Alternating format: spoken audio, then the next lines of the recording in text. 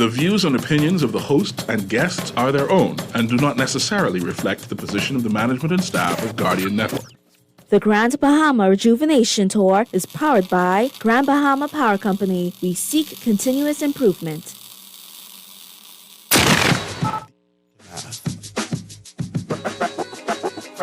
Foundation. The aftermath of every social revolution brings about change. Cultural norms and landmarks shift as our minds and hearts expand beyond the familiar. To everything there is a season and a time to every purpose in the land of the living. This is our time to renew, revive, and restore the hope lost to the busyness of life. This is our time to dig again and rebuild from the storms of our past on a solid footing that holds. Welcome to The Foundation. The Foundation. The Foundation with Hard Grant is brought to you by Grand Bahama Power, Bahamas Welding and Fire, Burger King, Caribbean Bottling, Commonwealth Bank, Cornet Bahamas, Grand Bahama News, Kelly's Home Center, KSR Rent-A-Car, the Ministry of Environment and Natural Resources, the Ministry for Grand Bahama, Pelican Bay Hotel, Rev Bahamas, Sky Solution, the University of the Bahamas, Wendy's, and Western Air.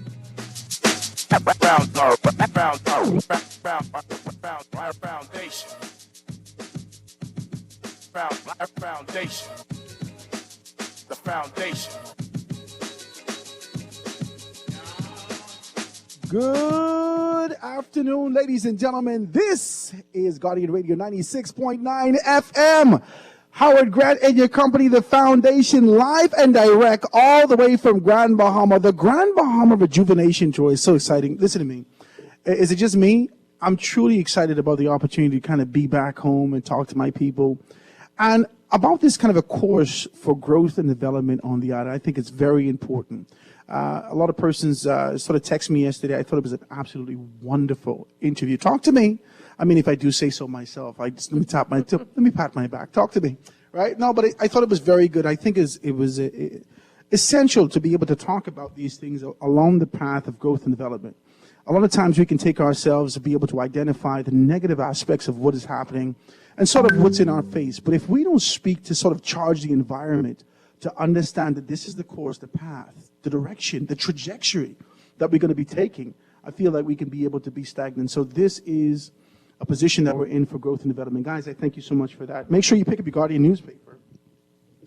And the Guardian today, you can be able to see the Prime Minister, no sugar tax anytime soon. I mean, I listen to my good friend Garth on the People Show talk about Monster. Garth, you're doing way too much. You need to stop it. But we're going to definitely dive into those things and chop that down. But you know, Tuesdays is a supplement for you to be able to see the Grand Bahama News, which is one of our sponsors here to be able to show up and do this show, the Grand Bahama Rejuvenation Tour, all the way from Grand Bahama.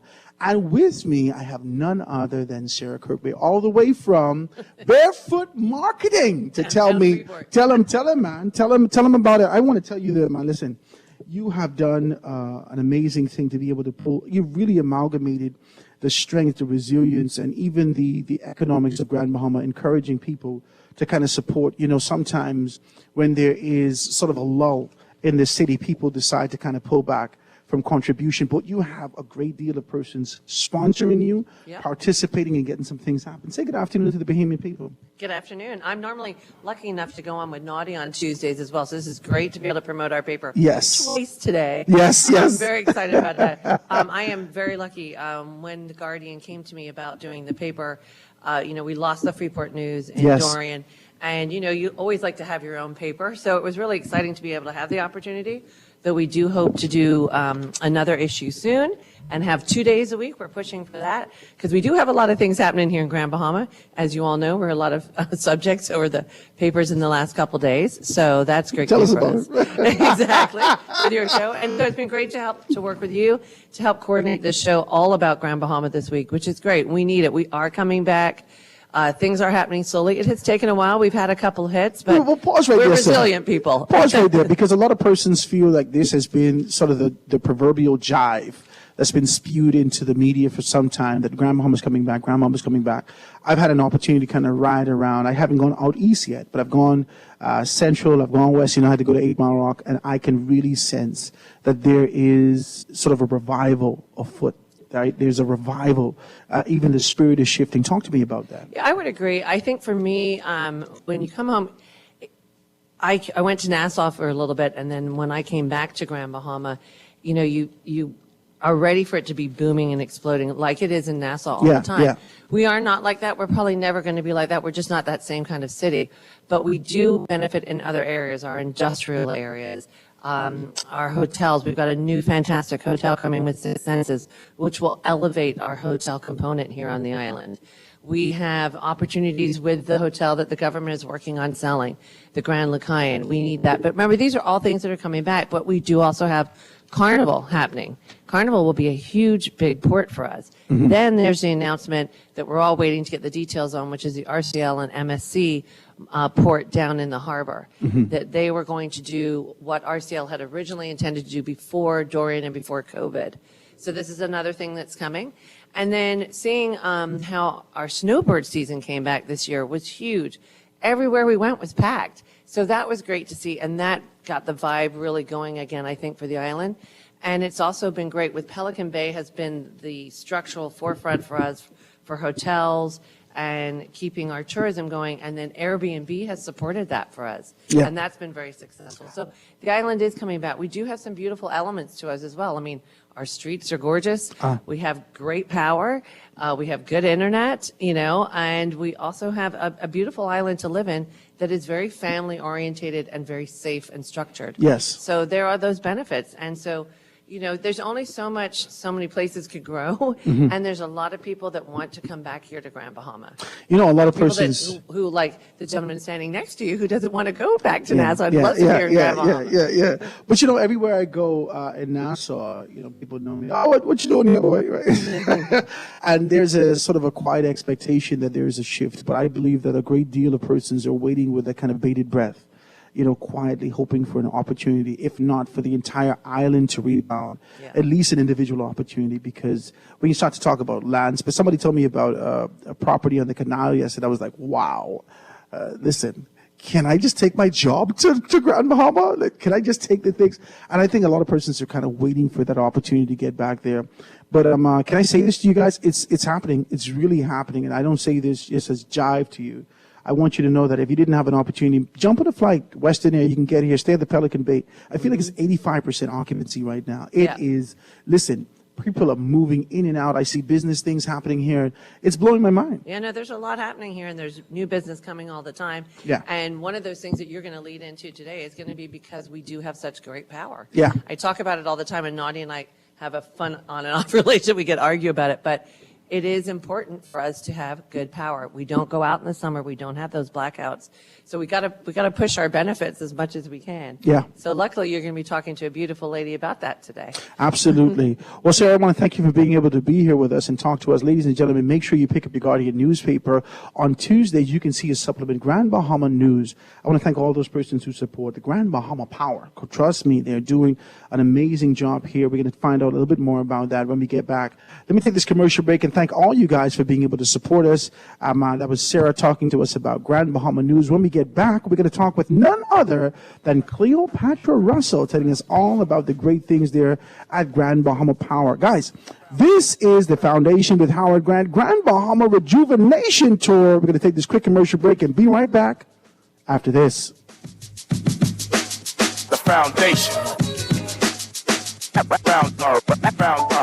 Buying a home is one of the most important investment decisions you'll ever make, so it's best to insure your home for the full replacement value.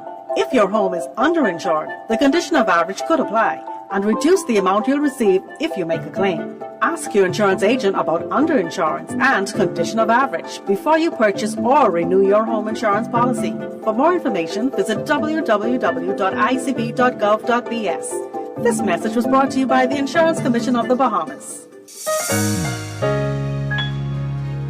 Fidelity, we're good for you. Shopping is so rewarding with my Fidelity credit card, I get the best prices with price protection. Earn and redeem Freedom Points at my favorite stores. Get cash back. Plus, I booked a cruise. Get your Fidelity credit card today. Call 356-7764.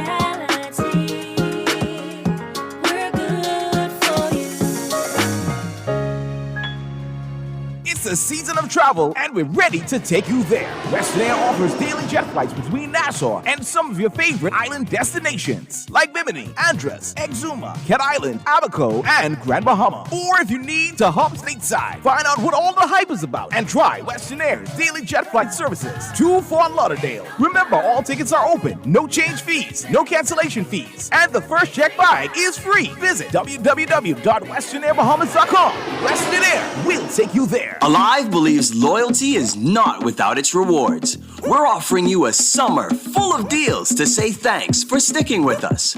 Enjoy free roaming, free data, cash back, and more incredible deals with the certified fastest network in the country and top-rated service. Alive gives you something worth holding on to. Hold on to the best in the business. Alive. Believe in best. Terms and conditions apply. The Grand Bahama Rejuvenation Tour is powered by Grand Bahama Power Company. We seek continuous improvement.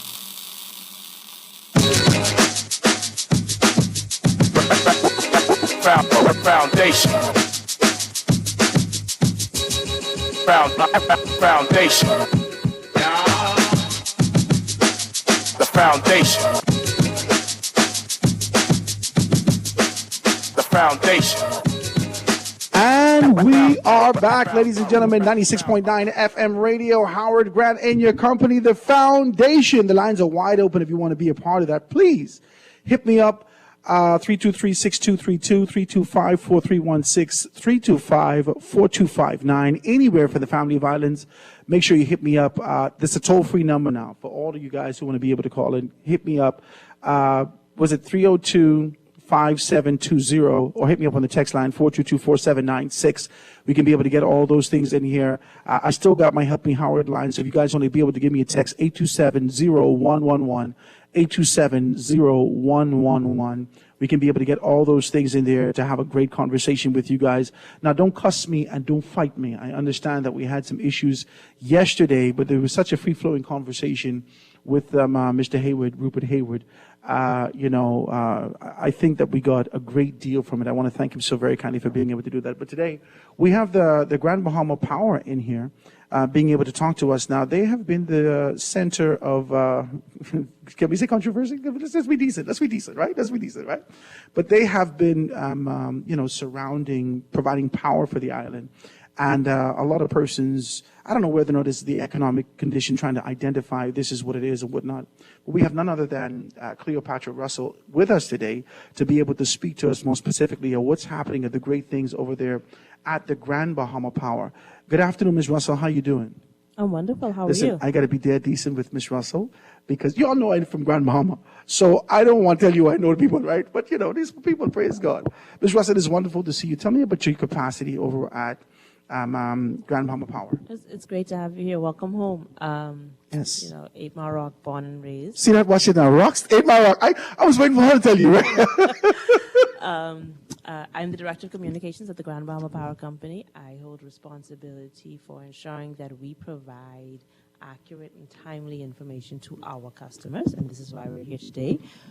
We sometimes take a little lashing, but we're here to stand strong and have some conversations about the great things that's happening in Grand Bahama and how we are committed as a power company to supporting the economic development of the island, to helping our customers through the summer that's going to be really hot, the things that we're doing to stabilize rates and ensure that we don't have extremely high power bills this summer. So, excited to be here. Tell me about that. I think that I want to dive in head first to talk about these things. A lot of persons are in this sort of a position as it relates to high bills and what they're going to be doing with that. What is the Grand Bahama Power doing to ensure that we can be able to keep it at a nominal rate and persons can be comfortable during the summertime as we these temperatures continue to climb? So at Grand Bahama Power Company, one of the things we're actually really committed to is education. We believe that education is key for our customers to truly understand how energy impacts their lives, right? Energy is something that we've all become very dependent on. We have this analogy at work that we often tell our customers, from the moment a baby is born, they consume air. From the moment you plug in an appliance, you consume energy. But are you really using that responsibly? So the first thing that I'm going to plug is our smart home. Our smart home is located in the Region Center, and the goal of our smart home is for us to ensure that our customers have the ability to manage their energy usage. So the first thing that we're doing is we built a real home downtown Freeport that allows customers to come in and simulate their home. Like a model home? It is a model home that is completely controlled by smart Alexa. She lives there rent-free. And customers come in and we show them in real time the impacts of appliances on their energy usage, right? Simple things like charging your cell phone, turning your television up, cooking 3 or 4 or 5, 6, 7 times a week, how that impacts you. One of the things that... Who's cooked 7 times a week? Me. I don't know about you. I still cook 7. It's heavy stuff. And somebody else I know. But, how it really came about was during the pandemic, a lot of our customers had really high bills. And they would say, but I'm doing the same thing. I'm doing the same thing. No, you are. You're living, right? But what we don't realize is just how dependent we are on energy. And so that's the first thing that we believe at Grand Bahama Power is that energy education and energy efficiency is key to managing customers' rates. It's not about necessarily the rate of your utility company. It's about how you're managing that usage and how you can make it better as a result. So that's the first thing that we're doing. We do a very vigorous energy efficiency campaign where we try to educate our customers how to not be addicted to the drug that is energy, right? So tell me about this. I mean, because I'm listening and there's sort of an idea that persons actually came to you during the pandemic to indicate that I'm doing the exact same thing. Do you believe that it's because they're, financially capable or more in an economic position to be able to take care of their bills that they never really noticed before? I think we were never taught it, right? When we were growing up, so I grew up with my grandparents, as you know, in 8 Mile Rock. One of the things that we would often hear was, Turn off that light. Turn off that light. Close the fridge door. But they never really explained to us the reasoning as to why, right? And even if we just look at the way that we live, when we were growing up, we played outside. Kids play on their tablets. They play video games, and we take for granted just how much energy we're constantly pulling when you have 3 or 4 kids that's in a home that's constantly charging a device that they need access to. No, and on one day, it's not a lot, but when it's happening every day of your life, then there's an impact, right? And so it's not realizing how the devices that we have and the way that we live, we're now dependent on this third party, which is energy. It's become an intricate part of our life. You got me thinking. I got to take my children's devices. Well, if you think about it, the only time Stop we watched ironing your shirt. Yes. Well, the only time we watched movies when we were growing up is when we went to the movie theater. To Columbus or yes, yeah, right. But don't stop it. You're on age. You didn't mark on your age. You didn't stop, right? I mean, but now every night is a movie night in your home. Every night. Every night. My God, we pay Netflix right now. And I watched that yet. And again, we're not telling individuals not to live comfortably, not to live their life, but just to acknowledge how the change in your lifestyle is impacting your pocket. Right? And that's something we don't feel that individuals really get. So it's not about the economy. I think it really is just about the dependency that we have on, just like we have on fossil fuel, that we have on energy. Well, I like this. I feel like while you're talking about education, and you started to talk about where we're from. Ladies and gentlemen, I told you that in 8 Mile Rock, we grew up in the bush. I just want to let you know that. We had our little camp. We was doing our whole thing. And so this sort of a contrast when we see with kids and their dependency on these devices is unique. But I believe that that's just because of the evolution of time and the access to technology. What we say that these are things that are making our lives better. Let's talk about that. But let's talk about this more specifically. You start to lean significantly on this educational aspect. I feel like the same thing about finances. What is the Grand Bahama Power doing as it relates to being able to create opportunities, accessible opportunities for persons who may not necessarily be as savvy? We have on our website. To the technology, yeah. We have what's called an energy advisor, right? Okay. something that they don't need to initiate anything. They come in or they go on our website, and we can help them through it, and we allow them to do an audit of their home. Like, let's take a look at your home. Let's take a look at what your home is doing to impact your pocket, right? We walk through the appliances that you have. We get a full list. We can tell you how much your water heater is going to cost you when you leave it on and if you turn it off, right? And we help you to understand how you got to get that tin tub put outside, guys. No, I'm just kidding. Just hey, the tin tub was the best. You need to in stop the it 90s. because that was a In the whole 90s. reference. Go ahead.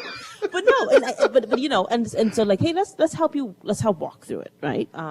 I always say to individuals when I do the tours, your power bill does not start at zero. That's a misconception.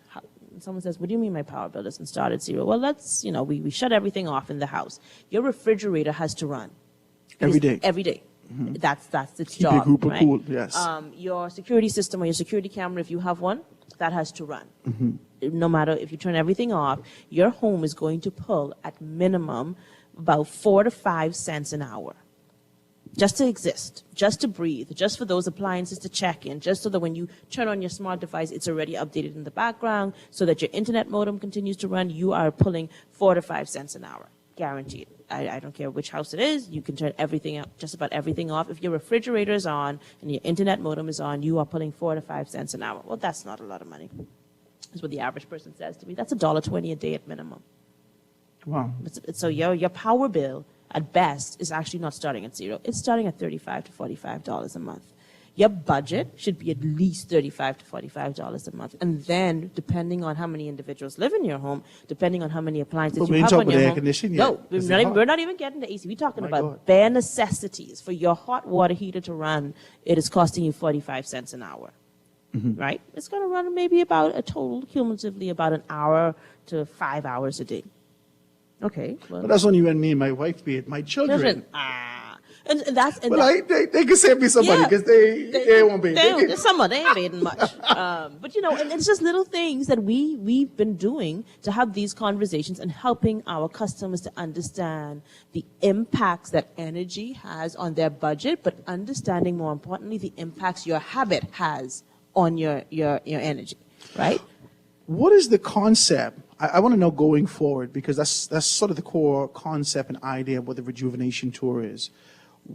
You start to speak about the smart home. Is there a sort of a trajectory, an idea, so a plan set in motion that by 2030 that we should have energy efficiency and education about electricity or energy and living in a particular manner? Talk to me about it. Well, we're right now rolling out smart meters.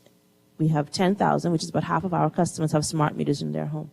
Our goal is that by the end of the year, all of our customers will have smart meters in their homes and their businesses. What does a smart meter do? Go ahead. A smart meter is the equivalent of your smartphone.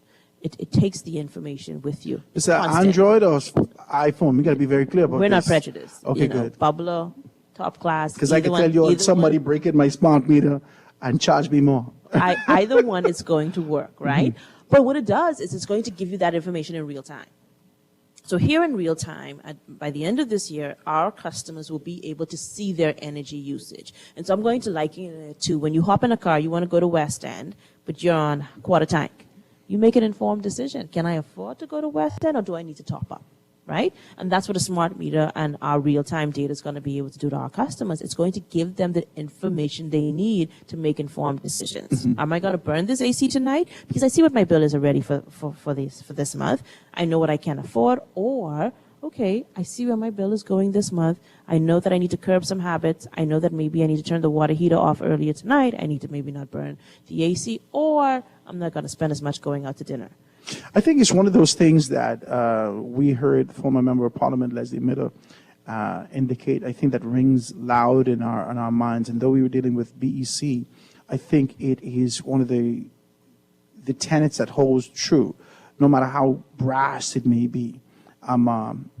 You're going to have to make considerations whether or not you wash this weekend. You're going to have to make considerations whether you do these particular things. You're really telling Bahamian people, Grand Bahamian people more specifically, that you're going to have to be able to move into conservation and understand your responsibility and your part of being able to be a contributor. Our tagline for our conservation campaign is "You have the power." right? That's bananas. I like that. I see what you did It's a there. double entendre. You did a lot. But you have the power. You have the power to make that decision at this moment and decide if you're going to pay for it at the end of the month or not, right? And I think it's one of the things that, again, were we taught it? Did we have enough practice when we were in school? It's something that we need to figure out. There's a discipline that's now required for us to just live the life that we live. I speak to my daughter a lot about self-control. I said, hey, can't control anyone else, but you can control yourself. Do you need to leave this light on? Do you need to turn it on? Do you need to turn it off?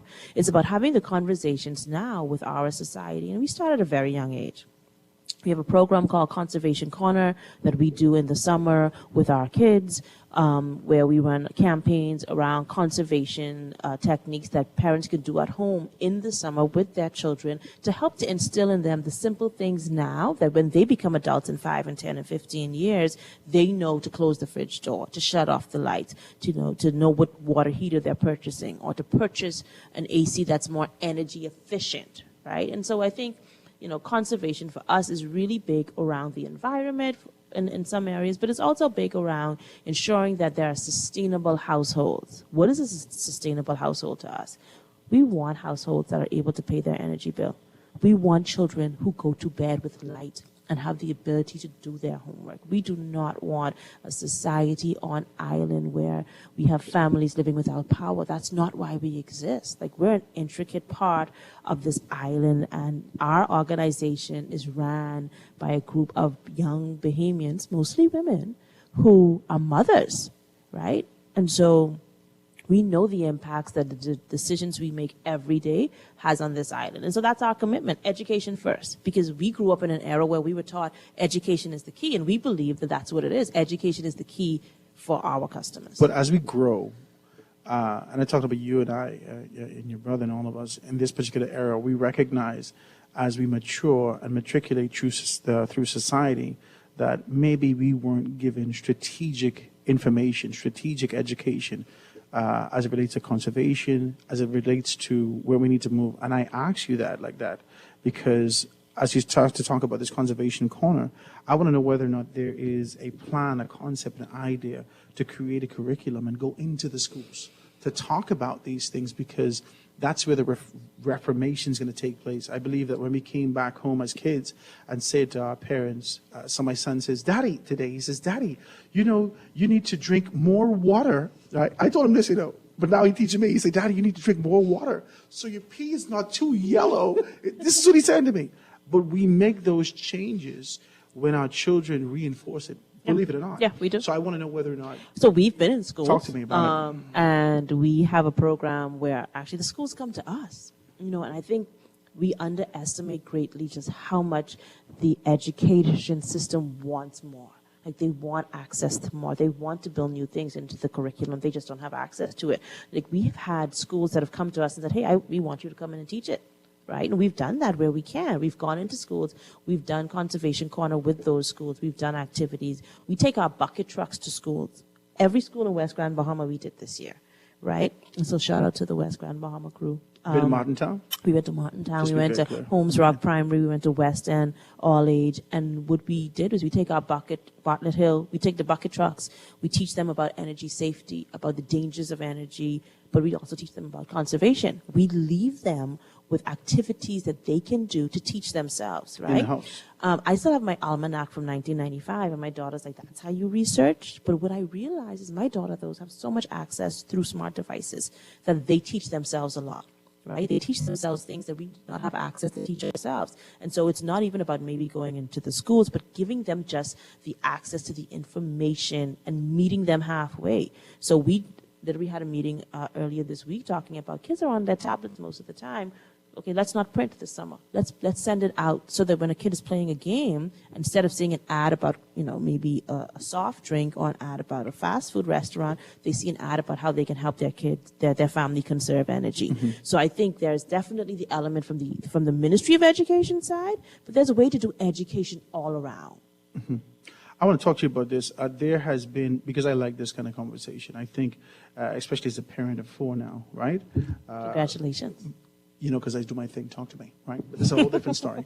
But as a parent of 4, and, because I got 2 big churn and then 2 small sets. So I'm back at the cycle, and sometimes you would say, okay, well, we got to do it better, right? Maybe I do this different this particular time, right? But I say that because this sort of conservation, the shift that's happening, there is a contrast. There is a gulf that exists locally. There's a gulf that exists between what the Grand Bahama Power seeks to do through education, through the Smart Home Program, through the Conservation Corner, through all these particular aspects, and sort of the pushback you have from adults that's actually paying these bills. Mm-hmm. So talk to me about that, because you ain't gonna go and nobody work and say, well, let me educate you about what. So talk to me about that. And I think all habits are hard to break. They are. And I think people are relentlessly pursuing the comforts of yesteryear, despite the evolution and the change that's happening today. But I've realized that when our pockets begin to get impacted is when we pay attention. We got to rouse somebody. Listen, you don't pay attention until that bill goes. For me, that's when the vacation over, Yeah. Let me down to the last $2,000. I'm mad. What? Do you really need this? You really need this? Do we have to go back to Walmart Why we came back to Burlington Coat Factory? Yeah, and that's what it is, right? Our customers' pockets were impacted about, I'd say 10 years ago. Mm-hmm. What NASA's going through now and the rest of the country with the high fuel, mm-hmm. right? Our fuel charge hit about 25 cents. I'd never forget it. My mom, I was in college at the time, I think. I was living abroad, and my mom called, and we were talking about it, and I said, do you realize that means for every 4 kilowatt hours you use, you're paying $1, right? I know right now, I think fuel in Nassau is about 18 to 27 cents per kilowatt hour. Mm-hmm. What does that mean? That means for every 4 kilowatts someone uses, they're paying $1. Mm-hmm. That's a lot. That's a lot. Right? It's impactful to the average person who has, minimum wage that they're trying to stretch. And I think one of the things that we looked to do that was important to us was we hedged our fuel mm-hmm. as best as we could. And it's been very successful for our customers. Mm-hmm. Our customers, for the first time in 7 years, their fuel has changed. Mm-hmm. Fuel was 10 cents. Talk to persons about what that it means to hedge your fuel. So fuel, for the record, is the variable part of someone's bill. You know what your rate is. Mm-hmm. Your base rate is about 15. I think, you guys are about 15 cents for 17 cents here. That's your base rate. You know what that's going to be for the next 3 to 5 years. Mm-hmm. But fuel is that mechanism that can change every month, right? Mm-hmm. And so we often say to customers to explain why that's separated. It's like you buy a car. Your car is your base rate. That's what you pay the bank for every month. But that gas that you put in your car, that's what you have to pay every month, depending on whatever the price of gas is at the pump. Mm-hmm. That's how the fuel mechanism works for utility companies mm-hmm. around the world, right? And our hedging program basically went out and said, hey, our regulator said you can hedge up to 80% of your fuel in advance, up to 3 to 5 years in advance. You can buy it, store it, and customers should benefit from it. And our customers have benefited from it. When fuel was at $139 a barrel, we were using fuel that we had paid $70 a barrel for. Mm-hmm. As a result of the hedging? As a result of our hedging. We bought it in advance. Right now, I think we're hedged at about $55 or $57 a barrel for about 80% of our fuel. Mm-hmm. Now, there's 20% of it that's still, open market that could cause it to go up and down, but it is not going to be a spike. It doesn't go up too much, right? It just goes up just a little bit. So last month, we were at about 11 cents. We went up to 12 cents. Right? It may go back down to 10 cents, 11 cents, up and down, but you don't have to worry about it jumping to 27 cents one month, coming back down to 11 cents. And so we allowed stability for our customers to be able to know that, hey, my fuel is going to be about this rate, my base rate is fixed at this, I can budget. That's big for us, ensuring that our customers have predictability in their bill and being able to budget that to ensure that they're able to service their account. A lot of the... I think a lot of persons deal in the theoretic and the hypothetical realm, right? Well, suppose fuel dropped to a particular level, won't we be paying more, so forth and so on? A lot of persons are concerned about that. It does drop, right? But hedging is not really about winning. It's about stability. It's about avoiding the peaks and the valleys, the highs and the lows, right? If someone said to you, hey, I could give you a comfortable life for the rest of your life, or we could go on a wild ride, you ain't gonna eat some days. But some days we may have steak. I feel like I like this wild ride. This is me. It's just me. This is me. This is me. You got to pay for that wild ride. And that's what we don't want. We don't want our customers paying for a wild ride, right? We want them to have but look, this has been that's stability, the comfort that they right? look for. That's what children love. That's what children want. That's what us as adults. It's the stability of knowing that you can be able to afford it. And so yes, there are days when we've hedged more than the market says it is today, but we know that the days when it's going to peak and it's going to go high, because we can't control if there's a war on the other side of the world. We can't control if there's a tsunami. We can't control if supply and demand markets have just gone out of whack. But what we can control is our ability to keep that price stable in spite of. Mm-hmm. Ladies and gentlemen, if you want to be a part of the show, please, por favor, give me a call. You can be able to call into the line today. The lines are wide open if you want to ask one or two questions to my guest that's here in the studio, here in Grand Bahama with me, or if you want to be able to send me a text, we can do that. I'm reading a few texts right now, and it says to me, love you guys. I want to come back home so bad, living in Nassau since 2005 after the Hurricane Florence and Jean. I love Grand Bahama. It says, hey, Howard, tell Sarah we are listening at Bahamas Waste, and take care of you while you're in Grand Bahama. I will definitely let Sarah know that. But if you guys want to be able to talk more specifically about power, whilst we have Grand Bahama Power here, please give me a text, 422-4796, 422-4796, and talk about those things. So talk to me about, in these next few minutes before we get out of here, talk to me about what's happening with, you know what? Let's be decent. Let me take a commercial break. Ladies and gentlemen, we're here. We're in live in full effect all the way from Grand Bahama with the Grand Bahama Rejuvenation Tour, talking with Grand Bahama Power right now. They have some great concepts, ideas in mind in terms of education. And I'm a proponent of the education thing. I'm a proponent of these. I don't think what we should be kind of slack and loose with this concept and idea of becoming an entrepreneur without understanding foundationally financial literacy. So to hear Grand Bahama talk about energy conservation and education through energy or energy education, I think is a wonderful thing. I want to commend you guys for being able to do that. But when we get back, we can be able to push the envelope just a little tad bit more and to talk about one or two things and talk about where they are moving forward. This is The Foundation with Howard Grant. We're going to take this quick commercial break and be right back after this. Foundation. Foundation. The foundation. The foundation. Tired of banks forcing you to use technology to bank the way they want you to? Your convenience is important. So no matter what your banking needs, Commonwealth Bank's friendly staff are always available in branch for that personal one-on-one service. But when you choose technology, our online and mobile banking app offers you state-of-the-art functionality. The choice is yours. Commonwealth Bank. Bank the way you want.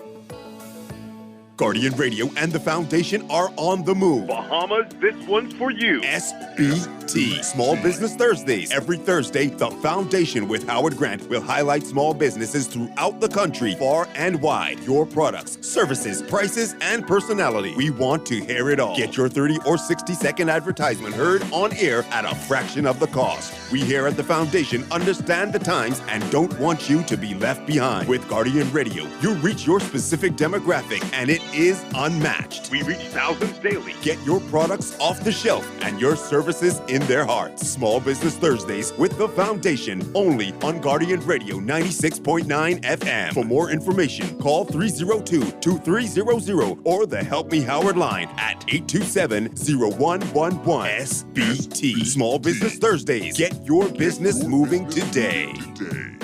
At Marco's Pizza, we never skip on quality or ingredients. Save some cash and satisfy your cravings with our new carry-out medium 2-topping pizza for only $12.50. That's right, order 2 of your favorite toppings like sausage and green peppers on 1 medium pizza for only $12.50. VAT inclusive on our app or online. Made daily with fresh dough, our signature sauce, and fresh cheese. Only at Marco's Pizza. Restrictions apply. The Grand Bahama Rejuvenation Tour is powered by Grand Bahama Power Company. We seek continuous improvement.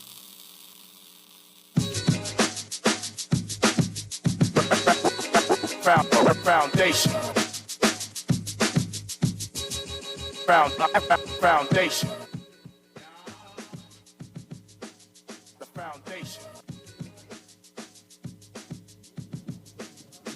foundation. And we are back, ladies and gentlemen, 96.9 FM radio. Howard Grant in your company, the foundation, all the way from Grand Bahama, the Grand Bahama Rejuvenation Tour. I want to thank all the persons who sponsored the Grand Bahama Power, Western Air, Grand Bahama News. I want to thank all those persons, University of the Bahamas, Cornet Bahamas, Commonwealth Bottling. I want to thank Pelican Bay more specifically. These guys have accommodated me tremendously. KSR Rental, all those persons who've been able to participate, the Ministry of Environment, so forth and so on. Guys, I want to thank you so much for the opportunity to be able to come here and talk about what's happening in Grand Bahama.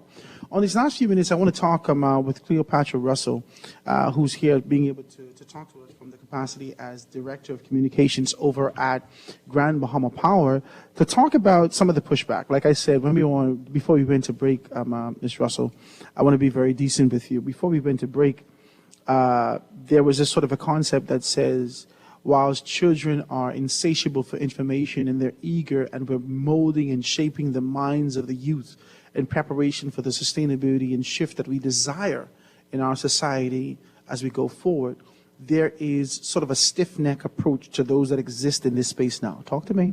This is the gulf. This is the gulf that separates little children from the pliability of little children, from the sort of solidified, crystallized concept of, my God, y'all shouldn't be charging me this much. Yes. My mother never paid this much. Yes. Talk to me about it. You know, and it's the age of 7 to 10. You know, and so our programs, we focus on pre-K, kindergarten, up to maybe grade 4 or 5, right? Because believe it or not, it's that age when, you know, we start to get quote unquote formed in our ways, as the old people say, right? So we get formed in our ways, and we then start to blame everyone else. So if you look at it, your child, at 3, they're not. Who broke that? Me, right? But when they get around 7, they start crafting the excuses of whose fault it is. You decent, crafting, lying. For all y'all who don't know, if you're showing crafty, then it's lying. Let's go, right? But that's what it is. You know, the hardest thing we realize is for us to take responsibility for our actions. We both married. We know how that is. It wasn't my fault. I think it was your fault, but I just don't want to take responsibility for it. I see what you did there. Yeah. But let's be very clear. That's a woman's position. Hey, I just want to be decent, ladies and gentlemen. Go ahead. Right? But no, and that's what it is.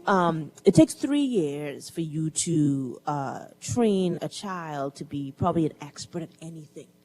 Right? If you say to your child one Bible verse or for 3 years, right? Over that 3-year period, they're going to be curious enough that they're going to start exploring. They're going to say, let me dig a little deeper. Let me figure out what's going on. Let me take this little Bible verse that my daddy keeps telling me, and let me see if I could use it on someone else, or put it into action, put it into habit. That's why we start now. That's why we start young, because we are of a firm belief that in the next 5 years, we're going to be able to have a society of young individuals in the city of Freeport that are so educated in energy conservation that you'll never hear someone complain about a power bill in 10 years. Because they're going to know that they truly have the power, right? This is a generation that has a true mindset that they can control their outcome and their being, and whatever they want, they can have. And they have this from their 3, 4, 5, right? We meet 10-year-olds who will tell you right now what they're going to be in life, and you cannot convince them otherwise. Those are the individuals we need to start planting seeds in.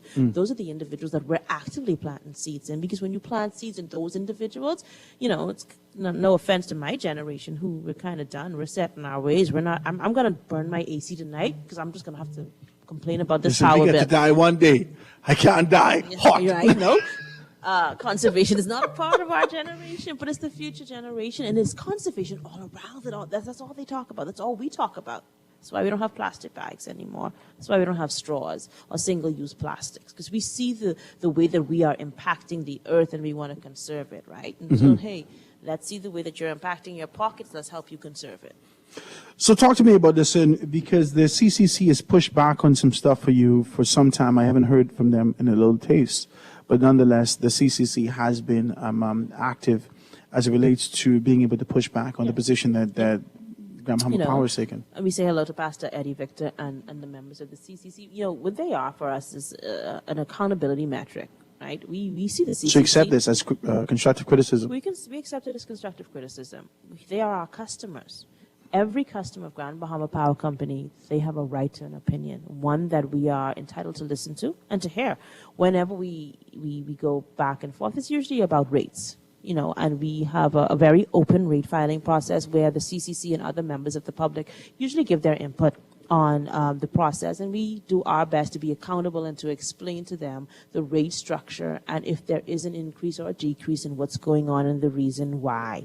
And that has been the biggest cry. Energy is something that impacts everyone because we're so dependent on it, right? And so naturally when you have something that is socialized as energy, there should be a great accountability. Our regulators, the Grand Bahama Port Authority, they do a very good job of keeping us accountable, ensuring that the rate setting process is one that is transparent and fair and balances our requirement for a return on our investment with what our customers can afford. And that's why, whenever the CCC does come, we've had open dialogue with them. We welcome, I guess, criticism from any of our customers to make sure that we're being accountable, that we're providing the best in class reliability, and that we're giving them cost-efficient service.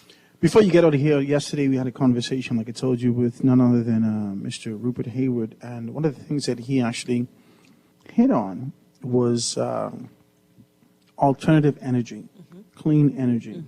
Opportunities that exist in those particular areas. Tell me what you guys are doing as it relates to this inevitability of change, this evolution, this growth, this understanding.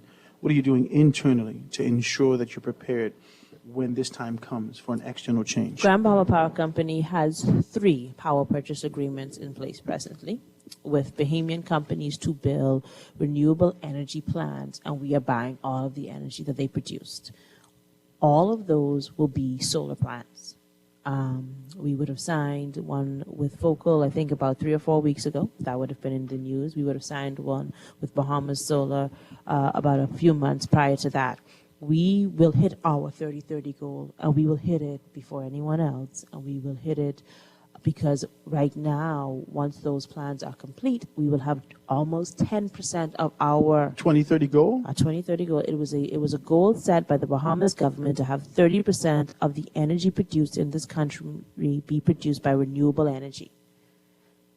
By the end of this year, we anticipate about 10% of our energy being produced by renewable energy. Grand Bahama has vast amounts of land. The sun shines. We see it as a physical hedge against fuel. That's what solar is. Of course, there's still the need for us to have the wires and the poles to deliver that energy to our customers. Is this sustainable? It's sustainable. What I mean is that that we are prone for hurricanes. We signed it for 25 years at a rate of 9 cents per kilowatt hour.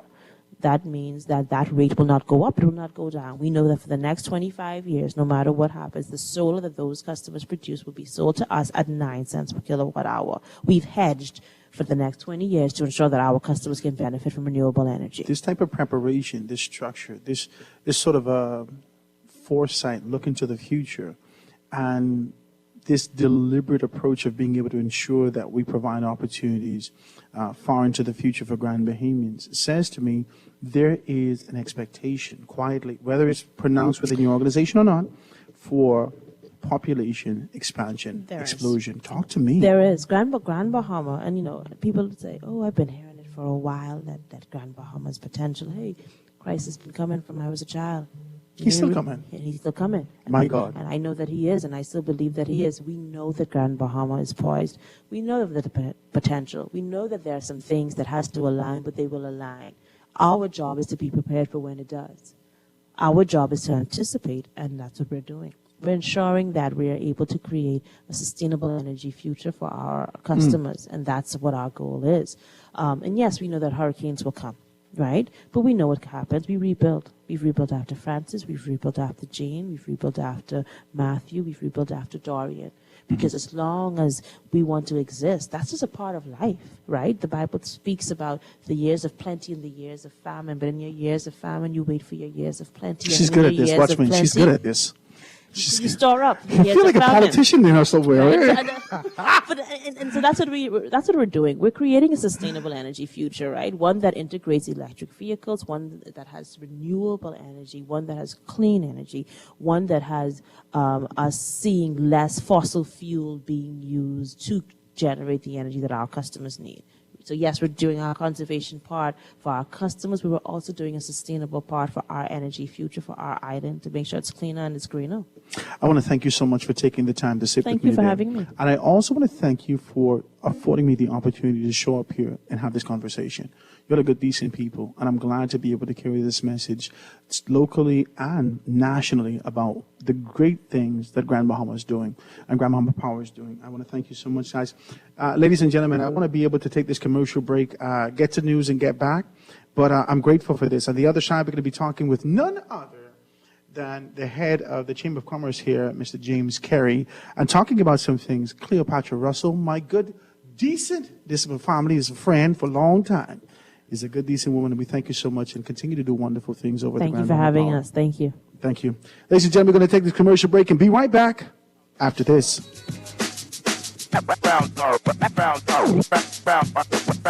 Foundation.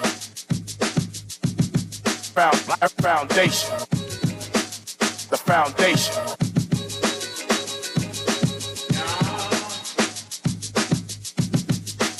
The foundation.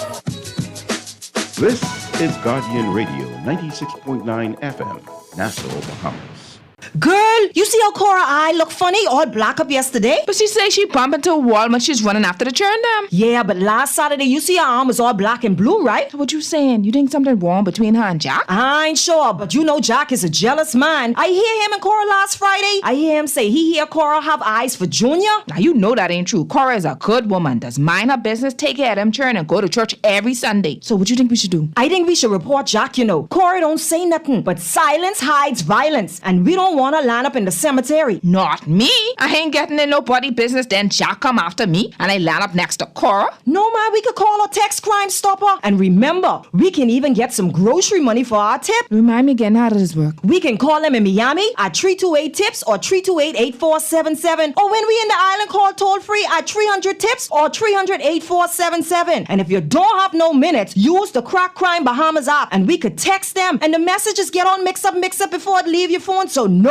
can know what you saying. So what we waiting on then? Let's go earn some grocery money. Always on the go? Missed the show? You can now listen to Guardian Radio talk shows anytime, anywhere on Spotify and YouTube by searching Guardian Radio 96.9 FM or by entering the name of your favorite show. You can also listen by logging on to GuardianTalkRadio.com and clicking on the podcast tab.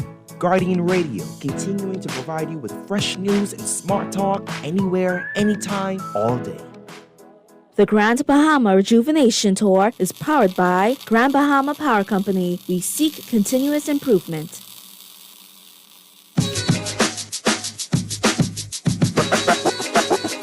Foundation.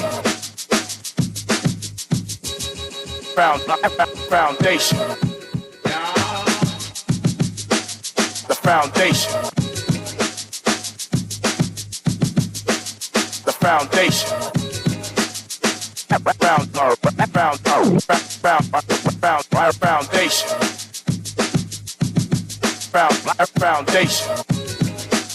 Foundation.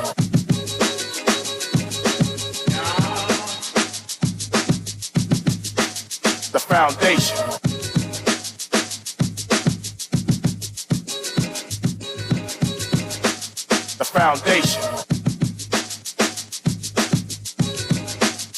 foundation. The foundation. The foundation.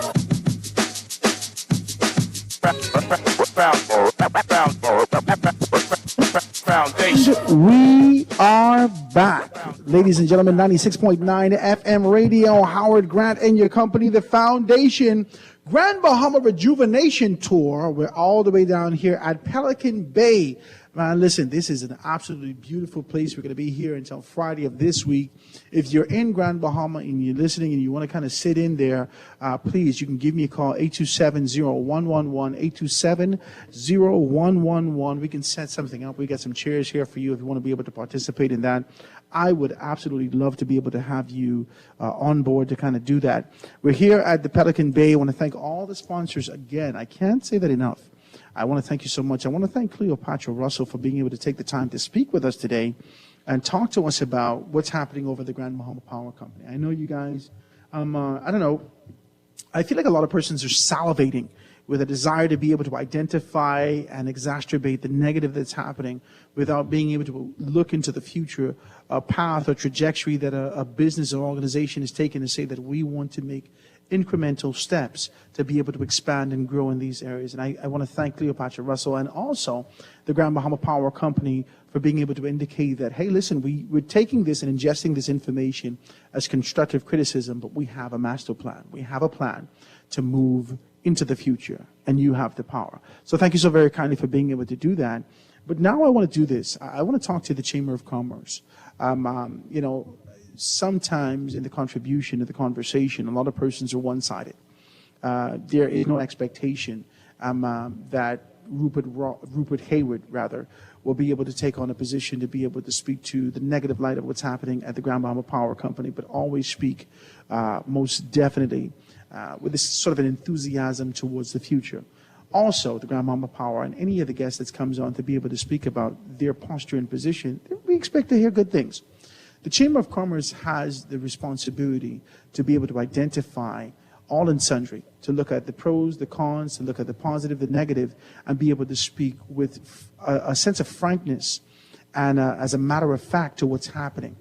I know that we're going to be able to hear what needs to happen, but I want to introduce you to a very good guest and very good friend, none other than James Carey. He's the head of the Chamber of Commerce here in Grand Bahama. Mr. Carey, good afternoon to you, my brother. How are you doing today?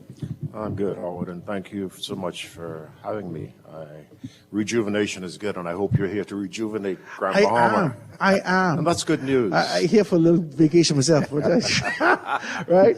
But, you know, Grand Bahama is my home, yes, right? Of course. And there's always been this sense that there could be more done. As a child, as Ms. Russell alluded to, we were just children doing children's things. But as we grow and matriculate through society and we kind of matriculate through adulthood, we understand the responsibilities that we have.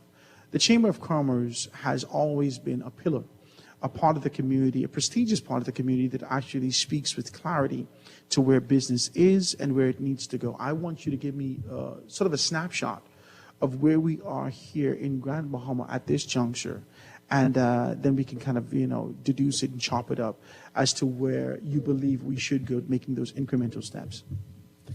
But, you know, you're so right. The Chamber has been very pivotal, and it still is. It went through a quiet period coming out of Hurricane Dorian and the COVID time. But personally, I am very bullish on Grand Bahama. I see so many great possibilities, and I see them being able to happen without tremendous effort. We just need to hunker down, work together, which is something we don't tend to do too well. Can I say that that has been a recurring theme throughout the course of the conversations that I've had, and this is day 2. The recurring theme is that there is light at the end of the tunnel. There is an idea for growth and development. There is a possibility that things can happen. There seems to be this sort of a disjointed lack of community, lack of unity, or a unifying to get to this particular objective. Talk to me about that. Well, let me tell you this. The Chamber of Commerce is more than willing to participate in any initiative that is geared for the betterment of our community. We're just sitting back, ready to go. Well, I shouldn't say sitting back. We are talking about it and trying to do what we can. My membership is very interested in participating because we're all about business. They recognize that their businesses can't grow unless our island grows economically. We need to sustain this development. We need to prepare for things that tend to go wrong. We look at how we operate in this place. We look at what ails us. We look at what's missing. And how do we get these things sorted out? I mean, you know, a very simplistic thing, something we've been talking about at Chamber recently, is the level of service that's rendered in our island. And I don't mean just touristically. I'm talking across the board, wherever you go. We need to up our game so that we're offering service which entices persons to use the dollars they have which adds to the economic progress that we're trying to achieve. We're certainly on a good course. The Chamber of Commerce has a good relationship with the Port Authority. We do talk. We're not necessarily on the same page, but the important thing is that we do talk. And we've been able to agree to some of the things that they're about. And likewise, they've shown support to the Chamber. And that's a good positive step for us, that we have this almost open door where we can communicate. So we look to try and push things in our island that is going to make a big difference. We talk a lot about the Port Authority. The Chamber of Commerce is the Grand Bahama Chamber of Commerce, not the Freeport Chamber of Commerce. So our reach is far and wide. Is a little further. Yeah. The Port Authority, of course, will be focused more the city on of Freeport. Yeah. Realizing that things that happen in Freeport also have a trickle-down effect to the rest of our island. So that's basically where we're at. There has been sort of a recurring theme when you indicated that the Chamber of Commerce speaks with the Port Authority, not necessarily on the same page, but you speak with the Port Authority. That's been sort of a recurring thing. We've heard the Prime Minister in the presentation, the budget debate, budget communication, the House of Assembly take on the position to say that Grand Bahama Port Authority governance model and its inability to realize promised growth and prosperity for the island. Then he goes on to speak about the serious concerns regarding the compliance and government's need to take decisive action. We've heard the Port Authority yesterday in the paper. Guys, make sure you pick up your papers. We heard the Port Authority say that they agree, in a sense. Tell me your position as chamber head. We heard the Prime Minister's comments loud and clear. Yeah. What we didn't hear is what he intends to do. Did your mouth drop when you heard it? I was like, what? Yeah, well, This is crazy. It came out of nowhere, but the next thing I was waiting to hear is what's going to happen. That's what I'm waiting on. Right. Because as a chamber, one of the immediate things that went to my mind is, well, there are some development projects on the table. Yeah. Maybe insufficient, but there are these projects. Will any of these people now take a position of pause and wait? Because we're now all waiting to hear what's going to happen. What is the Prime Minister You going to allude do? to the potential prospects coming into the island of Grand Bahama. Are you indicating, like, hypothetically, the RCL MSC project? Do you think that can be able to lie in limbo with the pronouncements of the Prime Minister? Any project, the Six Senses, I don't know if they will, but business people, if they're going to spend their money, they want to know definitively, once their money is spent, what is the end game? Wow. So I want to talk to you about that. I want to talk to you about this sort of an idea. We heard from Rupert Hayward in his particular capacity yesterday take on a position to say that we understand, we agree, we want to be able to move forward. What needs to happen from this juncture? I think that's one of the themes that needs to be able to, the bonding agent that brings everyone to the table for a common goal. What needs to happen for there to be growth and development? We've actually, yesterday, being able to speak with Rupert Hayward, he took on the fact that the Hawksbill Creek Agreement, which is an agreement that is well over 60 years old, right? An agreement that was etched for the time and the era that it existed. There needs to be significant modifications, and I surmise it, there needs to be modifications to sort of equate to the times or the era that we're in now. Tell me about that. Okay, a couple of things. One, I didn't listen to the program yesterday. Okay. So I don't know what Rupert Hayward had to say. But I wonder if he addressed anything about the relationships within the structure of the Port Authority. Are they seeing eye to eye? Are they working together? You mean internally? Yes. Wow, okay. Are they working together? Because, with the demise of Sir Jack and Mr. St. George, the families came, there were some issues, there was some court action and all this stuff. How well are they working together today? I can't say. But it's a question that perhaps can be asked from someone who is on the inside and can explain that. You know, we've seen a heck of a lot of things happen and a lot not happen. But, you know, Freeport is so well poised for development. We, you know, I've spoken to the fact. I feel like everybody's preparing for it. If I'm listening to what Grand Bahama Power is saying, they're preparing for an expansion. I'm listening to what Rupert is saying. They're preparing for expansion. You know, one of the things that he kept knocking at yesterday is that we have a plan. We have a plan. We have a plan. So there is, and we're waiting for details to kind of roll out. But there is this sort of enthusiasm that exists between persons who are making decisions to say that there is movement afoot. So talk to me about that. Well, you know, there are things happening, obviously. Is it sufficient? I don't think so. I advocate that there should be a tremendous influx of cash injected into this economy. Of course, the Port Authority being the persons responsible for development, it should come from there if they can't source it elsewhere. And I'm not talking about just the foreign investor coming in doing a project. I mean, the Port Authority taking hold of this thing, redesigning its master plan for this city, injecting the cash to stimulate the economy, to make it flow. And I don't see that happening at the moment. But in other places around the world, and I'm sure you're familiar with this, that different countries, different governments, they have done this type of project. They've injected cash to create an economy, to create different types of spaces, different types of environments for business and residents. And it has made a tremendous difference to those places. Freeport, Grand Bahama, is poised for a similar type of thing. You know, we have the infrastructure, we have roads, canals, we have, you know, it's all here just waiting, but it needs this tremendous design of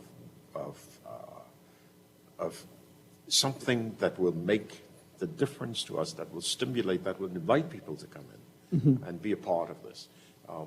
You know, with Grand Bahama's population, which were way under 100,000, the city was designed to house tremendously more than that. You know, and thankfully government has moved to create a new health campus. But is that going to be sufficient for what we're trying to do? I don't think so. We need other things. We need, we of course have the University of Bahamas campus here. Is that sufficient? We have the You think is that you think it's a mindset that says we'll cross that bridge when we get to it?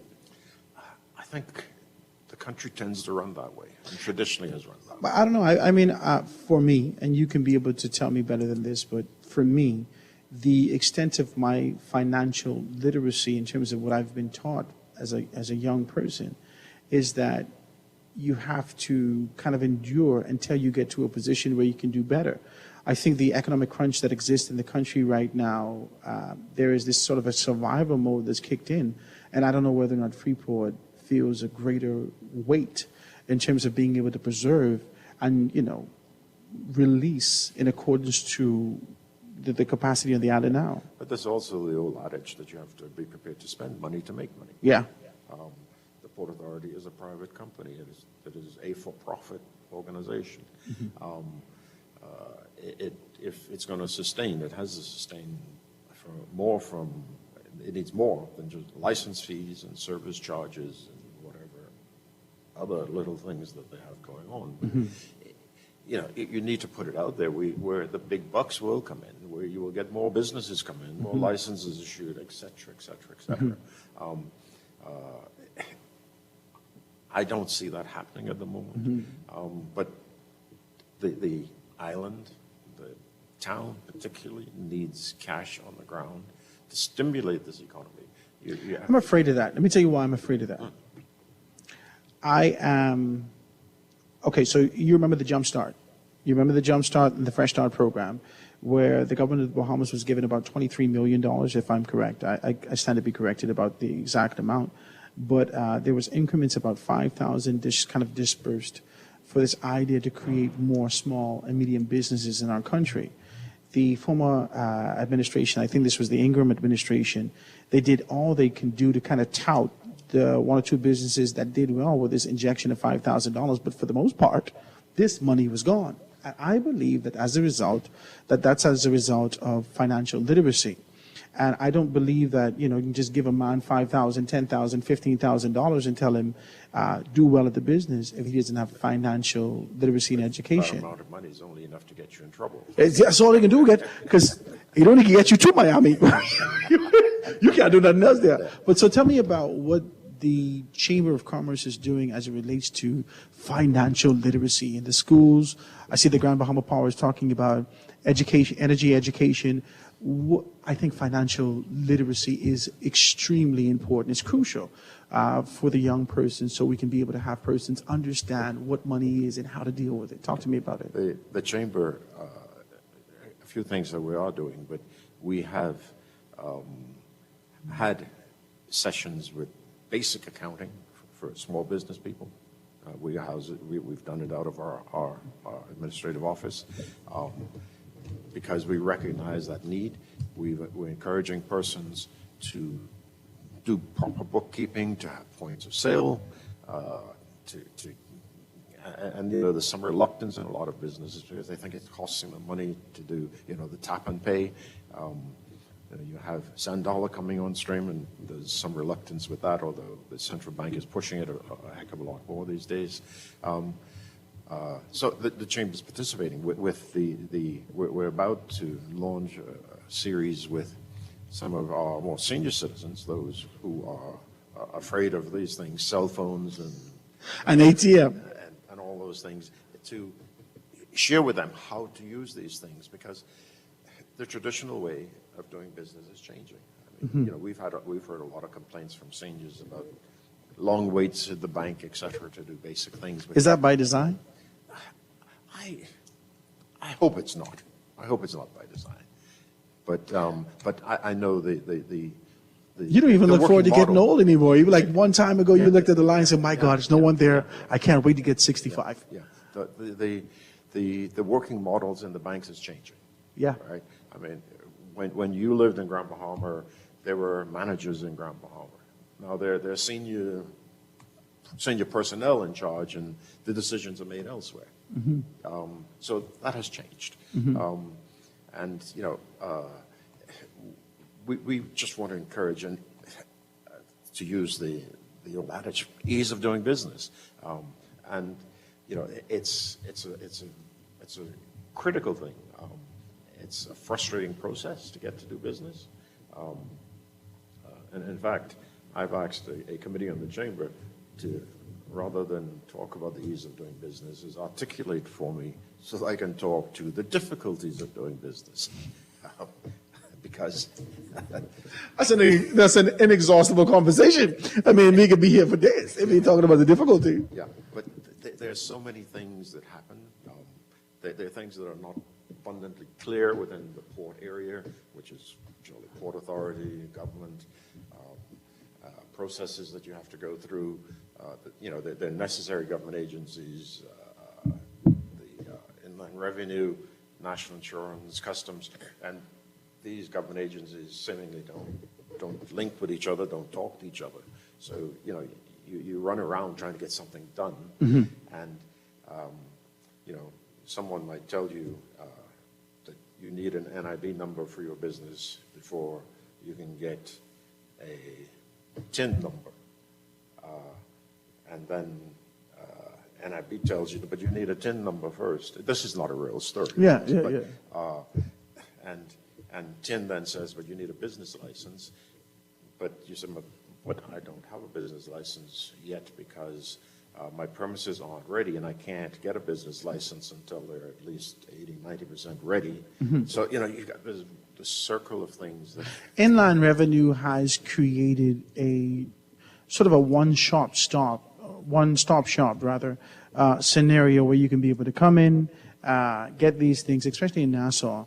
You can be able to do those things. Is there sort of mediation to create that space? Because I've also heard Rupert Hayward yesterday take on a position to talk about the ease of doing business. And I know because you work in this sort of a dual space, expansive space that includes both the city of Freeport and, the wider island of Grand Bahama, what do you believe that needs to be done to ensure that there is this sort of symmetry, growth, this infusion, that there is on the receiving end a smooth transition to getting to an objective? A lot of years ago, I think it was under Prime Minister Pindling that he talked about the one-stop shop. Mm-hmm. And that goes back a long time, where you can go to one place and, everything can be done for you there. Mm-hmm. Inland revenue, I think, works a little differently in Nassau than it does here. It's not a one place to go to get all your problems solved. Mm-hmm. At least that has not been my experience. Mm-hmm.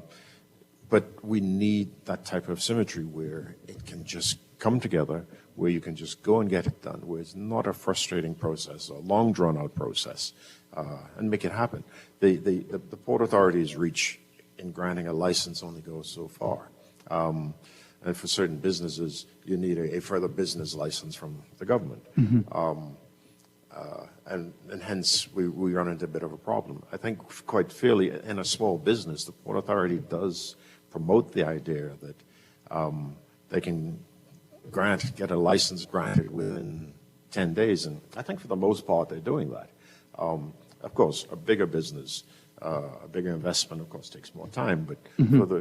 for the person who wants to open a store or something of that type of size, they're doing it very quickly, Mm-hmm. Getting it done, doing their due diligence once all the proper documentation has been submitted and ready to go. But to get to do business, there's still a frustrating process.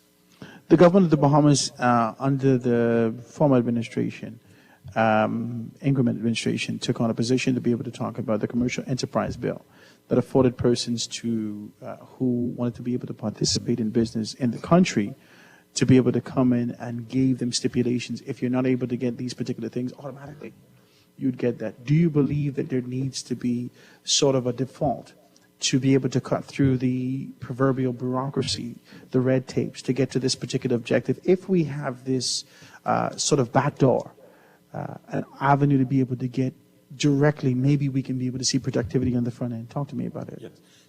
Once due diligence has been done, it's done, and you're satisfied that this is a bona fide, legitimate person, legitimate business, and we have to be careful to protect our image both locally and internationally. Why can't we just move to cause this to happen? It's long overdue, and I see no reason why it can't happen that way. We have too many demands placed on an individual to do business, and the same demands are placed from place to place. Why can't you just prove this in one place and everything just falls into line? Mm-hmm. I agree with you. I feel like there is, and I don't know whether it is as a result of the fact that we only see it from this. It's almost like people say, well, these Bahamians, right? These Bahamians, and they look at it from the vantage point of an individual perspective, as opposed to being able to understand that there's a wider issue happening here. But when we look at other businesses and other persons coming in, they don't have this kind of hurdles to jump through to be able to get things done. Do you believe that there should be one size fit all as it relates to being able to access business and move towards productivity locally? Well, big business requires a different set of circumstance. So I can't see that one size will fit all. And I don't know if you were alluding to Bahamians versus non-Bahamians. Yeah, but what I'm saying is that for a small business person, you started to talk about this hypothetical scenario of being able to go back to get your TIN, to go back to get your NIB, and they send you back to do these things. It really frustrates persons. And then, you find these people on the side of the road or in the back of their vehicles or through their window just trying to be able to make ends meet, as opposed to these persons that are coming in, non-Bahamian persons who can almost access instantaneously leadership in the country to get their productivity and get to the purpose. There is a significant contrast. And how do we find a position where there's productivity for you and I, and we can both move, whether it's big business or small and medium-sized businesses? Outside of what is happening already, I can't see how we can go beyond where we're at. The foreigner coming in with his big business, generally he's engaging somebody, Bahamian, who is his runner. Liaison of sort, who's doing all the running for him, so he doesn't have the headache of all of these things. But the Bahamian business person, small business, you're doing your own running. Yeah. And there's no clear path Wow. about how to go, where to go. There's nothing published that says go from A to B to C to D, etc. Yeah. And it's done. It just doesn't, to my knowledge, doesn't exist. Yeah. Well, I want to take this commercial break, ladies and gentlemen. When we get back, I want to talk about Grand Bahama Airport. I also want to talk about the hotel, this sale that has been on, off, like a horrible relationship. Then we're going to be able to talk about this concept and idea of entrepreneurialism, and then sort of dive into, just kind of touch on it, this position that RCL and MSC is taking with the port. Ladies and gentlemen, this is The Foundation with Howard Grant.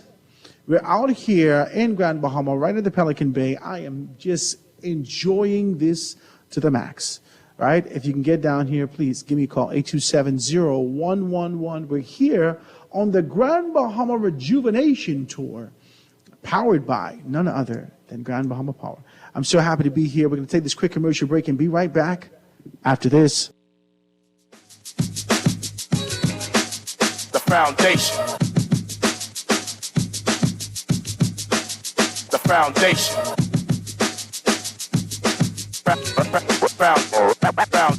With over 25 years in business, nothing says commitment to our people, culture, and service like Rev. And this year is no different. We will continue to elevate your home experience for you to create and share memories for years to come,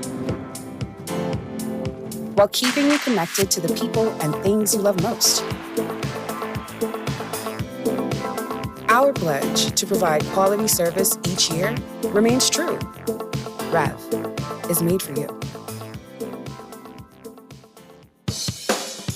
Wednesdays just got a whole lot better. Introducing Whopper Wednesdays at Burger King Nassau. Get a flame-grilled Whopper for only $5.50, including VAT. Yes, you heard that right. This Wednesday, you can indulge in the classic flame-grilled Whopper you love, made your way for only $5.50. Stop by your favorite Burger King Nassau location this Wednesday and enjoy a Whopper for only $5.50. Burger King Nassau, where taste is king. To the world, he is your dad, but to you, he is the world. Shower your dad with love with a gift from Kelly's House and Home's Father's Day sale, Friday, June 9th through Saturday, June 17th. Save 20% off selected tool sets, luggage, and fishing, diving, and camping gear, except on net items. Shop at Kelly's House and Home on Saturday, June 8th, and if you are standing on the lucky spot, you could win a gift basket for Dad. Visit our Facebook page for more information. Shop Kelly's House and Home's Father's Day sale, June 9th through 17th. Happy Father's Day from Kelly's House and Home.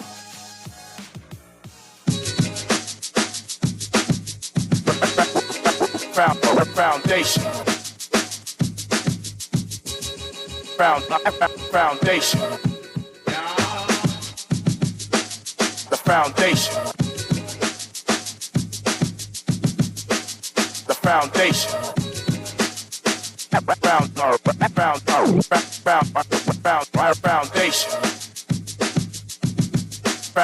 Foundation. And we are back, ladies and gentlemen, 96.9 FM radio, Howard Grant and your company. The Foundation, all the way from Grand Bahama with a rejuvenation tour, talking about what needs to happen and really being able to look at the bare bones of the thing. And the objective of the tour, whilst we're here, the objective of the tour is not to be able to laden it with the tribulation and the issues that exist. The objective of the tour is to identify those things. We can articulate it, but to charge the environment in the minds and hearts of people, those persons who are participating from an organizational standpoint and the wider public, with an idea that this needs to happen to move forward. I think the recurring theme here is a desire for unification, a desire to be able to come to the table with one objective, one goal in mind, to see the city of Grand Bahama or the island of Grand Bahama move towards growth and development. Sitting with me today is none other than head of the Chamber of Commerce here, James Carey, and he's really talking to us about what's happening here from a business perspective. I wanted to talk this just a little taste. There's two things. Under the former administration for Dr. Minnis, we've seen that the airport, the property has been sold for $1, and there was expectation for things to be able to happen in those areas. Talk to me about what is happening on Grand Bahama from that particular perspective, and talk to me about what the Chamber sees as it relates to a hindrance and what needs to happen for there to be this sort of swift movement for things to happen. The airport was a serious disappointment for us because it just sat there. They had a huge insurance loss, a huge insurance payout, and the owners of the airport seemed to have run with their money with no plan to redevelop it. Ultimately, the airport reverted to the government for $1, as I understand it. Yes. And, of course, is starting at the ground up. Should the government have stepped in before then? I see the domestic side is open. But, you know, that building was not destroyed, and that was a temporary facility from previous hurricanes. Yes, I remember. If you want a world-class destination, you need a world-class airport. It's the first impression people get when they're on the ground.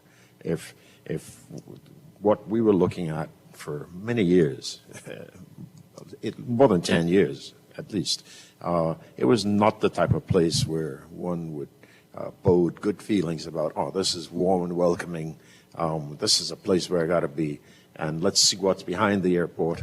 Because in transit, that's what you do. You say, well, I'm in Chicago now, but I leave the airport, but I'm in Chicago, right? But it's a beautiful airport, or you know, if in Denver or anything like that, yeah. And countries and cities invest mega bucks on getting airports, right? And we've not had that. I'm encouraged that the Manchester Airport Authority, and I don't know a heck of a lot about them, I've not researched them particularly, but in fact, the British High Commissioner, we were sitting with him yesterday, and one of the things he was doing in town was to go to the airport and visit with some of the persons and push this project along a little bit from the perspective of his office. We are anticipating that the airport will come and be something we're proud of. We've not seen, I've not seen I've seen some designs, but I've not seen a final design and all the intricacies that will go into it, but we're awaiting that. There's, of course, the promise of many jobs for Bahamians during construction and, of course, post-construction. And I don't know if passenger fees have been increased in anticipation of the money being spent at Grand Bahama Airport, but it's something that came up in the budget the other day there. But we are anxious for the airport to come because you can't have a city that is going to move from where it's at without a really good airport. And that's been the situation we've been in for a long time, and particularly post-Hurricane Dorian. Talk to me about this. There has been, this sort of chatter. I know most recently Sarah, when she just sat with us, talked about this new project online, Six Senses, but there has been this chatter about the fact that Grand Bahama can house a significant amount of hotels, opportunities for there to be beds and heads and beds and whatnot, for expansion for hotels, so forth and so on. But if you don't have an airport, then, what's the sense? We still can't get people to Grand Bahama. We still can't provide them with this sort of a warm feeling, this welcome, this inviting feeling. Do you believe that the lack of an airport or that lack of swift moving to see productivity in that area would lead to the fact that there aren't many persons eager to purchase the Grand Lucayan Hotel? Airport again is critical, and and since again hurricane, I think we've been largely sustained by resorts like the Pelican Bay. Airbnb has been a big factor in I know. coming to Former administration know too well. They had to take a taste. They had to take a little bite of it. I also believe that the traveling, for the most part, although there's still room for mega resorts, but I think a lot of people traveling these days, they like the more homely environment, the boutique hotels, the Airbnbs as we have. And while there's room for the R. Lucayas, the Grand Lucayan, I think it's a phase that we're sort of passing through. Like You think so? Yeah. And Only because you say that, I'm going to say this to you. I think the Bahamas has missed a significant opportunity to be able to invest in the people-to-people program and expand it significantly, that it could have been a model for the entire world to look at. In fact, and it was. It was. And guess what? That's exactly what Airbnb is. Yeah. That's exactly what it is. Again. That's exactly what it is. And so I'm saying to you is that a lack of proactivity, this kind of a nestled position within tradition and trying to be able to hold the mark is another recurring theme. We're seeing that persons like Rupert Hayward, who is a globetrotter in many senses, come back home and say that there needs to be modification to the Hospital Creek Agreement. We're seeing you in your capacity as head for the Chamber of Commerce saying that there needs to be modification to the Hospital Creek Agreement, that the agreement needs to be able to identify the times that we're in. Is there a fear that if there isn't a swift move to reform, transform for the time dispensation era that we're in, that we'll miss the mark again? Well, first of all, let me speak to the hotel for a moment. Yeah. The government is advocating seeking to sell the hotel for $100 million or thereabouts. Fine if they can get it, but I advocate that, and the hotel has not been sold today, to my knowledge, but I advocate that the hotel ought to be sold for the same price that the airport was sold for, and that is $1. Well, I got that right now, baby. And because, traditionally, successive governments with developments, they provide incentives and provide some funding to some extent for promotion and that sort of thing. So if we were to sell the Grand Lucayan for $100 million, are we going to give it back in terms of concession and incentives? Why can't we sell it for $1, find the right buyer to come in, put the stipulations in that they get the conveyance, they get to own the property once they have satisfied the agreement, and restored the property to where it ought to be, et cetera, et cetera.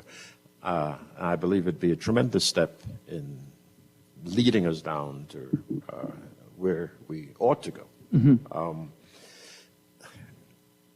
The Hawksbill Creek Agreement was designed, as said earlier, over 60 years ago. It was designed for as far as the creators could see. They're all gone now. And things are a lot different. I mean, when the Hawksbill Creek Agreement came into being, were there any computers in the Bahamas, for example? Probably not. IBM was probably here with a big room with a machine that does what our calculator does today. But times have changed. And I advocate that the Hawksbill Creek Agreement be revisited, and as we can do, reconfirm it or tweak it to put it in sync with what the country, where the country is today and what the country ought to be doing tomorrow. You know, we have the benefit of a tremendous number of young people who are well educated, who have a tolerance that's different to our generation. Is it really a tolerance? Because it feels like an intolerance. Like, hell no, I'm staying here, I'm gone. Same thing. Yeah. Because it's a tolerance that's different to mine. Okay. Okay. You know, equally, you know, there was the politically, parents were locked into a political leaning, and that's what they do for life, regardless of how good or bad their choice is. The young educated person today is what you got for me, baby, what you're doing for me. And it's not a handout, it's like, what are you making available for me so I can accomplish my dreams? And this is an avenue that we have to go down. The Hawkesville Creek Agreement, and it's a wonderful opportunity to rejuvenate itself using your I see what word. you did there. I like that. Go ahead. To make it in keeping with what the requirements are today, where we want to go. The Hawkesville Creek Agreement should, and there was a master plan for Grand Bahama. We need a new master plan for Grand Bahama. We need, because things have changed. Yeah, because this shy carpet, we don't use it no more. Talk to me. Exactly. We don't use the shy carpet no more. We're at the slick floors now. Yeah, so. yeah. And I agree with you. Even with the remodeling of your home, homes that were built some time ago, you have to change the exterior, you have to change the interior. It may not necessarily change the bell cost, the foundation of these particular things, but the aesthetic appeal to appease to a time and dispensation for the curb appeal, all these things. I think that I agree with what you're saying. Now, do you believe that it can happen? It can happen. It just, yeah. Not in the realm of possibilities that anything can happen, but do you believe that there is sort of participation and a yearning to make this happen? I think there's some desire at the Port Authority. What they need to do, or should do, is one, I think they should operate in a more transparent way, because they're essentially a quasi-government. They ought to embrace the participation of the community, because it's anxious to participate. We should have more, though it's not as in vogue as it used to be, town hall meetings where people can express their views, state their desires, and benefit from information, because there's a certain lack of information about things that are happening. And it can bring us, I think, closer together as a population and point us all in the same general direction, to which ultimately is geared to improving the economic base of our town.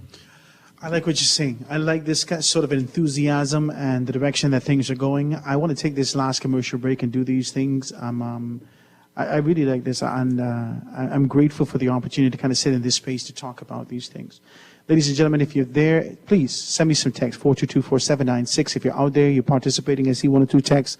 I'm going to read it when I get back, 422-4796. If you want to call in, this is the last few moments of the show, so I don't think I can accommodate anything beyond 30 seconds if you want to be able to do that. But you know the numbers. Ladies and gentlemen, this is the Foundation with Howard Grant, Grand Bahama Rejuvenation Tour. We're going to take this quick commercial break and be right back after this. The Foundation.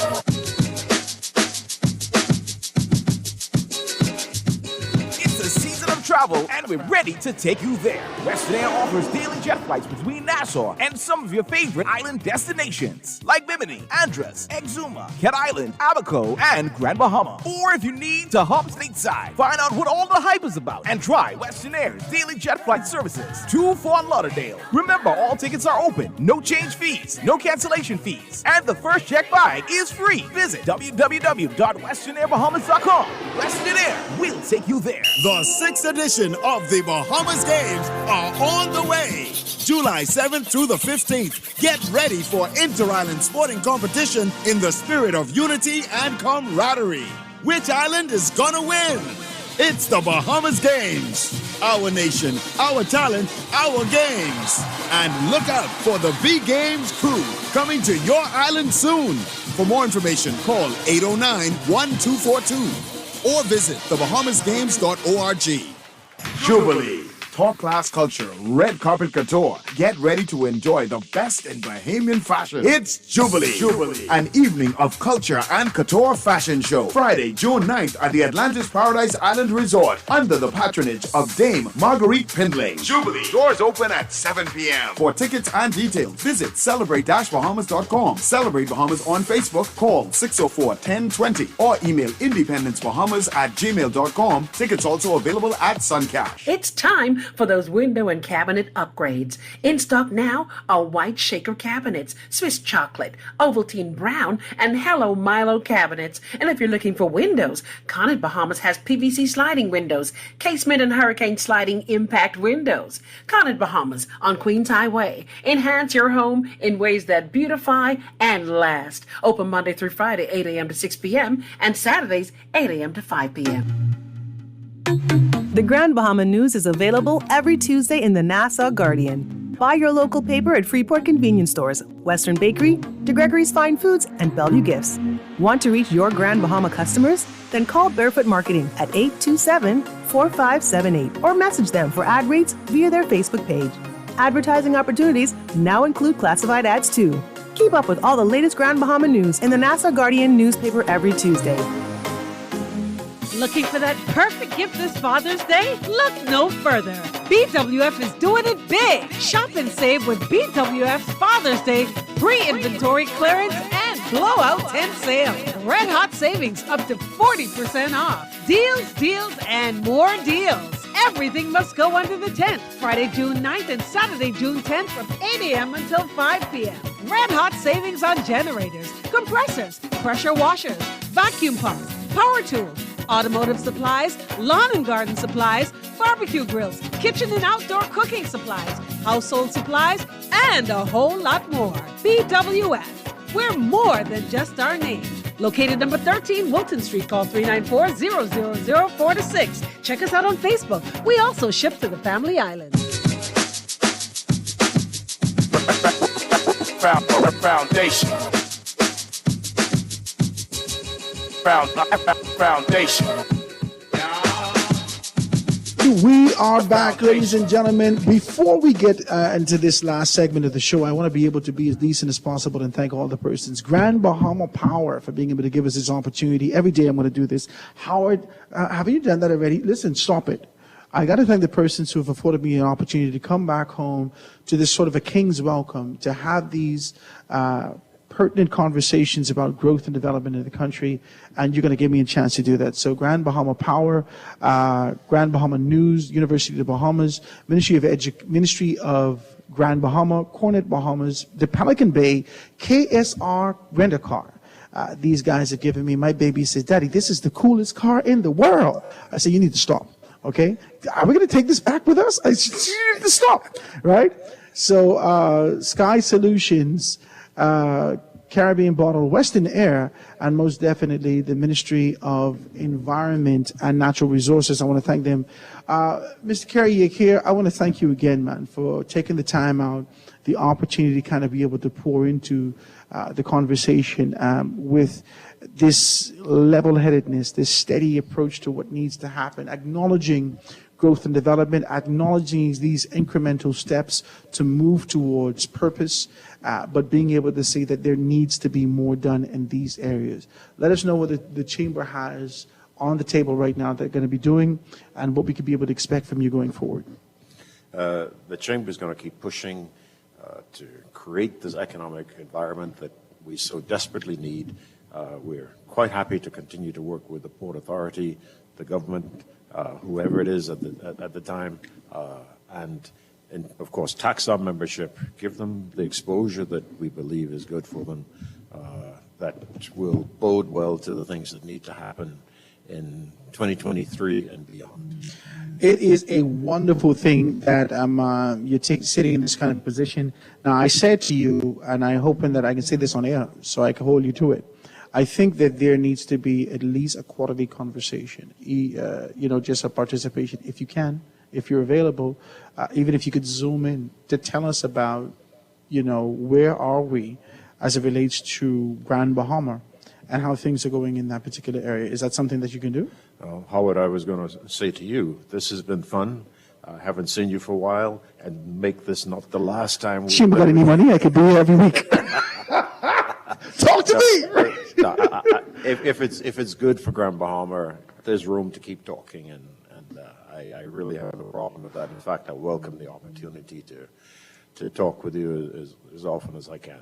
Did you ask him about real local government there, and whether or not these needs to be any elected individuals making the decision, not central government? Can I hold you to a conversation about that before the end of this month? Absolutely. I'm going to talk about it because I have some views as it relates to local government and, being able to incorporate in those areas. Yes. We are out of here, guys. I will say this. What is local government? But anyway, we'll come back to me about it because that's how I feel about that. You mean you on the same page? What is okay, maybe because we're in Grand Bahama, we see it different than this sort of idealist view of what needs to happen or should happen in Nassau. This is laden in politics. Yes. Laden. Yes, exactly. And they have no authority. So. See, we right here. We right here. Maybe because we light skin together. Right? But we right here, we can do this, right? Listen, before I get out of here, a journey of 1,000 miles begins with a single step towards KSR Rent-A-Car. Our friendly staff and eager to assist you in getting into the model reliable vehicle with great rates. Makes and models and a range economy size from 12-seaters all the way up. Tailored, made for the adventures that await. KSR Rent-A-Car, number 18 Queens Highway, Freeport, Grand Bahama. Online and social media at ksrrentacar.com.